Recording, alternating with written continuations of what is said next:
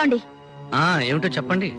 నేను ఎదురుగా వస్తున్నా చూడకుండా, కాఫీ కప్పు కింద పడ్డా పట్టించుకోకుండా, ఏదో కొంపలంటుకుపోయినట్టు పరిగెత్తుకుంటూ వెళ్లి మీ అన్నయ్య గారు కండు ఇచ్చొచ్చారే, అసలు ఆయనకి మీరు తమ్ముడా లేకపోతే పాలేరా? రెండూను. రెండూనా? చదువు లేని పల్లెటూరు పిల్ల కూడా తన భర్త కలెక్టర్ లాగా తలెత్తుకు తిరగాలని కోరుకుంటుంది. అలాంటిది పెద్ద ఇండస్ట్రియలిస్ట్ కూతుర్ని, పైగా చదువుకున్న దాన్ని, నా భర్త గురించి నేనెంత ఊహించుకుంటాను? చాలా ఊహించుకుని ఉంటావు. దానికి ఏమైంది ఇప్పుడు? ఏమైందా?